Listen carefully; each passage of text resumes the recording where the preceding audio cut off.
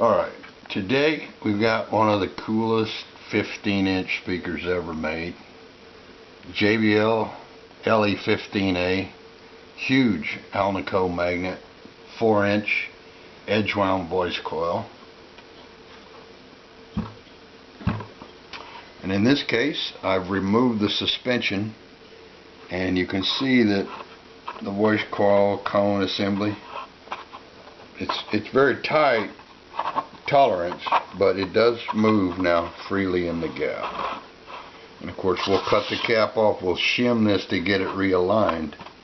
But I want to show you what the unique thing about this suspension. Here we have one that I haven't removed yet. So this is the LE15A, and this material here, the JBL, called the Landsloy suspension. Now I've seen them of this age. This is probably 40 years old or older, and I've seen them of this age where the Landsloy is still very supple and moves like it should. But I've also seen more of them that are like this. That suspension is hard as a rock. Look at that. Now, because of that, this will not move.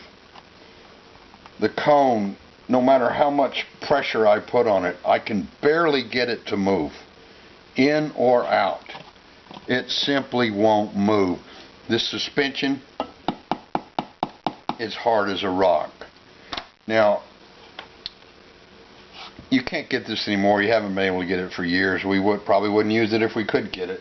We're going to have to replace it with the LE15 foam that's readily available. We're going to have to use the foam here. We don't have any choice. So what we got to do is get this hard as a rock Landsloy off of here. Now it's glued on the back of the cone, and what you need to do is come in here with a very sharp X-Acto knife. And you see the glue bead that holds the Landsloy onto the back of the cone here. Now, if you tried to score this right along the edge of the Landsloy, it's not going to cut through the glue, so you're not going to get anywhere. And if you try to cut through that glue, you're probably going to cut all the way through the cone and ruin the speaker. What I want to do is come right along here, see if we can get in here close and where you can see this. And I'm going to score this right along the edge of this glue bead. And I'm going to score it. I'm not going to cut through. I'm just going to score that first layer of paper. I'm going to do that all around. You've got to get up under the spokes too, but you have to be careful. You can't do any more than score the cone. You will ruin the cone. So very lightly with a very sharp knife, I'm just scoring that first layer of paper. I'm not cutting through. So if you're not good with a knife and have a good feel for this kind of stuff, and you have a good steady hand like that, you don't want to try to cut through here. You're going to ruin the speaker. So I scored it all the way around, and now I'm going to come in with my X-Acto, and I'm going to cut right up against the frame. You can feel it with your knife, and I'm going to come in here. I'm going to actually run my knife along the edge of the frame as a guide, and I'm going to cut all the way around. Alright, now I'm going to come up to the edge of the cone. Same thing, I'm going to be very careful I don't cut the paper, but I'm going to come all the way around. I don't even really want to nick the paper because the new suspension is going to go on the inside just like this one, so it's not going to be on the top and cover up. If I kind of booger that edge up, there's not going to be anything to cover it up. So I want to make sure I don't cut into that paper because this is the way it's going to look when we put the new foam on. So we always try to make it work right first, but then we want it to be pretty too.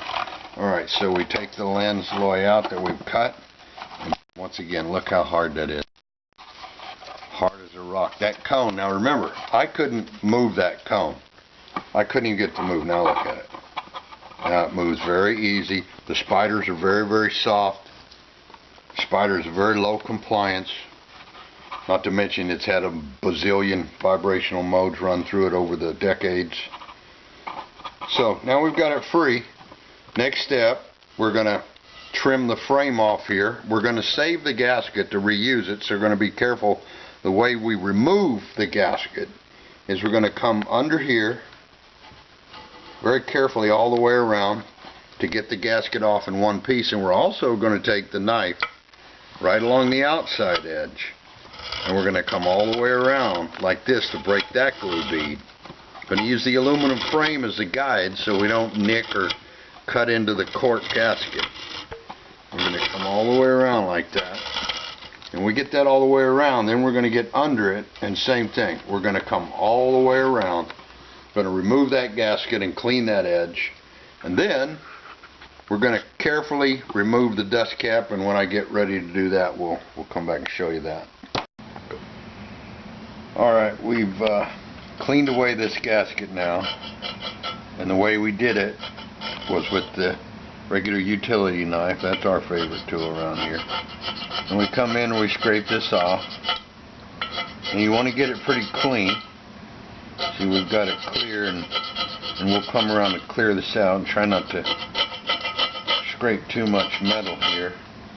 And then when we get that all the way around down to the metal, we'll come back in with a wire brush and we'll go all the way around, and then we'll clean that up really good.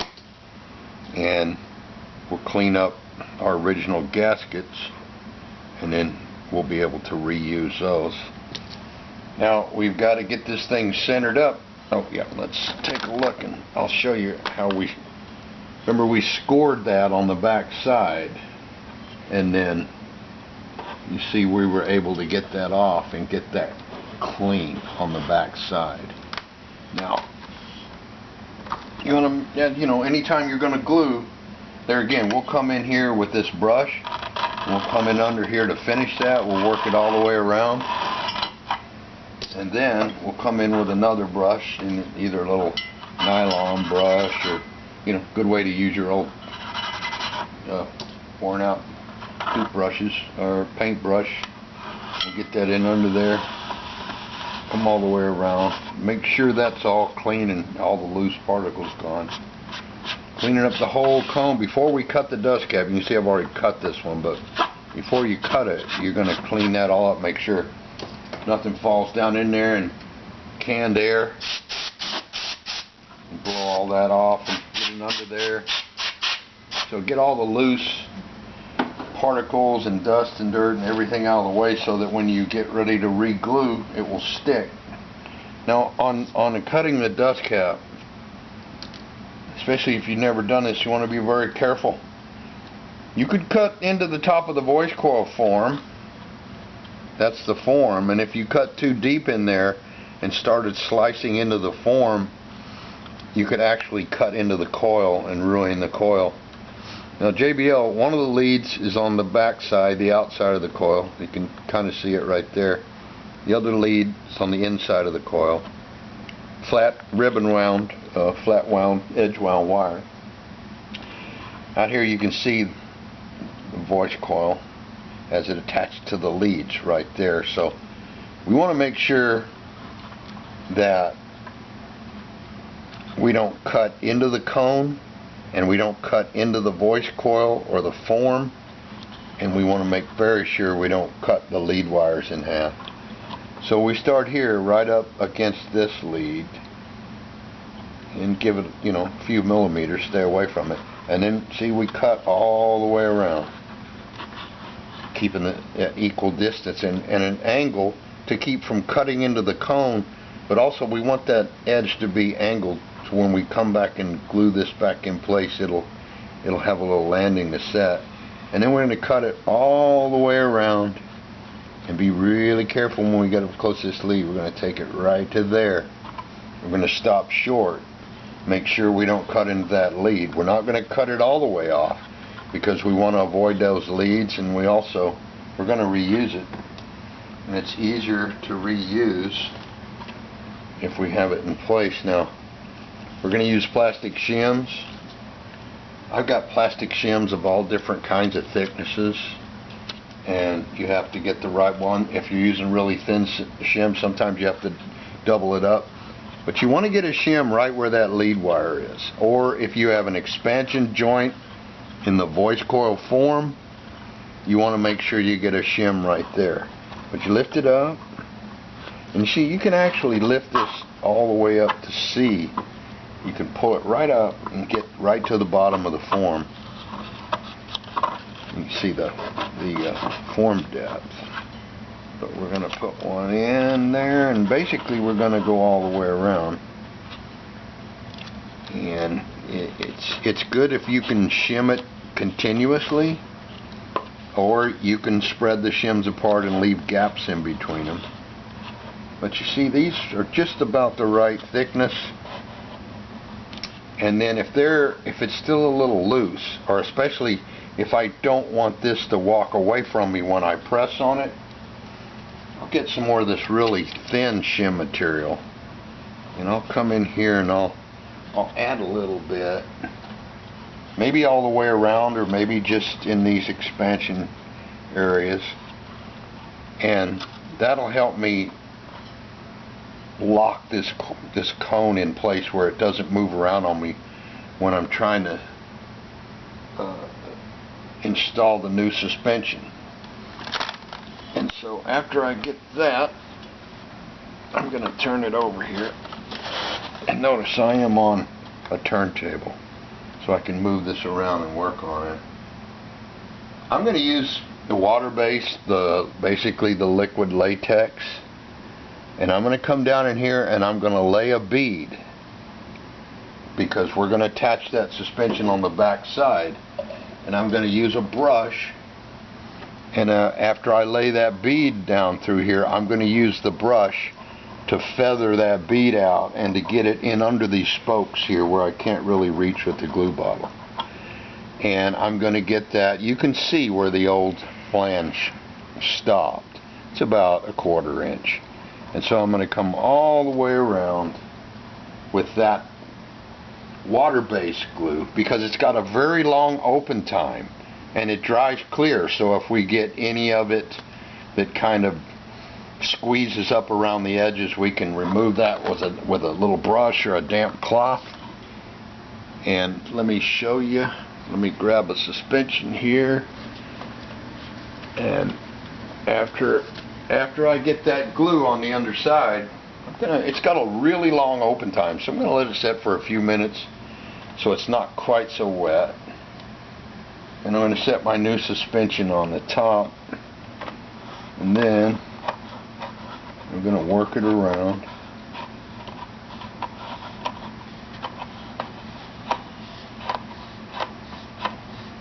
I'm going to try not to pull on it, because I don't want this to slide in under there temporarily and then get glue on it and make a mess of it. It's another reason why I'm going to use the white water-based glue there. In case that does happen, I can wipe that off with a damp cloth or a brush. Okay, so I'm going to set that down, and if there is a little gap, I want that gap to be even all the way around. And then you see it's a little loose here, so I'm going to push this in, and these extra shims here tighten that up and make it stay where I put it. So I'm going to put a little pressure on it, and then I'm going to make sure that I keep that same distance all the way around. You see right there how it's kind of gone in, it's a little tight, so I just give that a little tug, and that white water-based glue has an open time that's long enough to allow me to do this. If I'd have used a contact cement or some other type of adhesive, it would already be setting up and I wouldn't be able to do this. So I'm going to get this even all the way around to where I have that same reveal so that it looks symmetrical and even. We'll turn it up here, and you can see that it's sitting down here real nicely.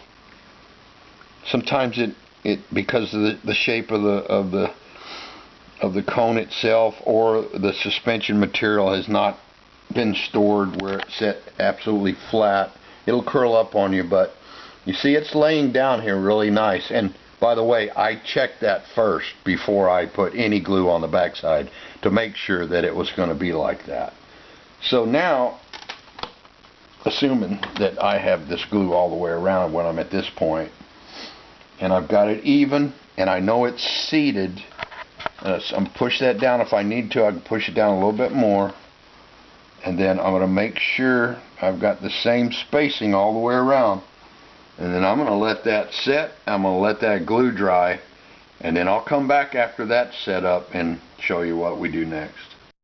Okay, so we peeled what was left of the Lansloy suspension off, and we ran a glue bead along the inside of the cone and brushed it out smooth all the way around. And then we laid the new suspension down here. I don't know if you can see that, but we've laid the new suspension down on the back, and that's all glued in place. And we checked it all the way around to make sure it's laying down flat, and is it in fact glued all the way around. We still have our plastic shims in here centering everything up. And then I took my water-based glue with a narrow tip, and we end up with a little gap in here, a little groove in here between the cone and the suspension. So I came around here like this, and I laid a bead in there. It's dried up now, so you can see it's kind of dropped down in there, and that finishes that attachment to the cone. Now that secondary joint that I put on top now down in there, that'll seal it in and make sure that it doesn't ever come loose, and we don't have a problem there.